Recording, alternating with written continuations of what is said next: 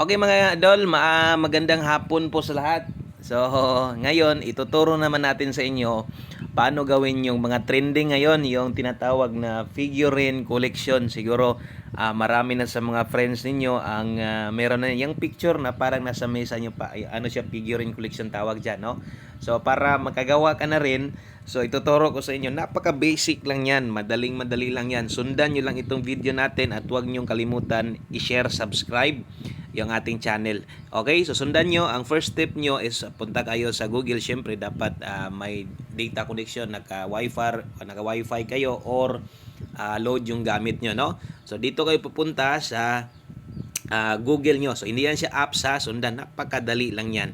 Okay, so i-try natin at prepare mo yung cellphone mo at saka tapusin mong video. Okay, so search mo lang dito Gemini Google, yang nasa unan, kita niyo yan, yo. Okay, so i-search niyo yan, click niyo yan. Yan yung lalabas. Okay, so Google Gemini. So hindi siya application sa Google siya mismo ha.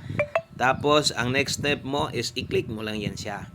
Okay, so ang lalabas yan ito, new, try image editing with our best image model.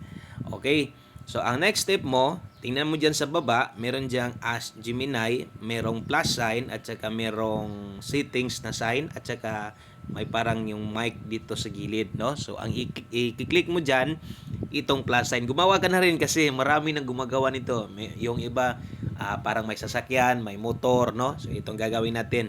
At may ilalagay ako sa comment section, ay copy nyo lang ha yung text na ilalagay natin. Yun yung itatry natin. Okay? So i-click nyo yung plus sign.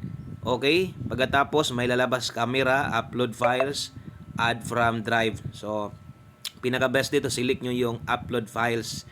So dito tayo sa media picker or para lalabas yung mga pictures natin, no? So select nyo lang albums. So maghanap ako dito ng picture ko. Picture ko, ita-try ko ha. Okay, maghahanap ako ng picture ko dito. Ita-try natin kung anong kalabasan. Yun naman picture na parang magmukha naman tayong or pogi naman tayo kahit konti. Na maghanap tayo ng picture dito, yung mga selfie nyo. Maghanap kayo dyan. So ita-try natin. Ang dami ko palang selfie dito. So kahit ita-try natin. Siyempre ito yung medyo pogi naman tayo konti. Sige. Ang importante, matry lang natin ha. Okay, try natin, select ito. Yan. So, nag-select na ako ng isa. Okay, tapos back lang kayo, kunin nyo yung text, no, na ilalagay ko dyan sa comment section. Okay, so meron akong text dito. Naka-prepare. I-copy nyo lang yan ha. Okay, copy nyo lang. Pagkatapos, yung text ay ilalagay nyo dito. Yan. So, paste nyo yan dyan. Okay. Yan. Paste nyo tapos may arrow dyan sa gilid. Parang i-send nyo siya. Okay, click mo yan. Tingnan natin kung anong kalalabasan ng ating ginagawa. Napakasimple lang.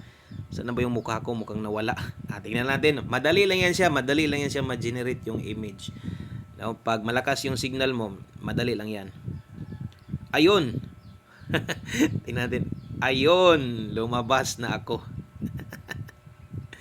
Yun. Kitams? Napakadali. I-save nyo lang yan siya, ha? Okay? Napakadali. I-click nyo siya. Tapos, yun, may download sign sa taas. I-click mo lang yung sandali lang. Itong download sign. Ayun, downloading full size. Tapos download nyo lang. Ako, ang bilis. Ayan. So click mo lang yung open. Tingnan natin. Yan na siya. Diba? Ang bilis niya. Yan. So sana may natutunan ka. Sana nakuha niyo yung tutorial natin. Ang bilis lang talaga, no? So huwag kayong magpahuli sa mga uso trending dyan. Dapat sumabay din tayo. Okay? Maraming salamat po at huwag niyo pong kalimutan i-share po ang ating video at i-like. God bless po.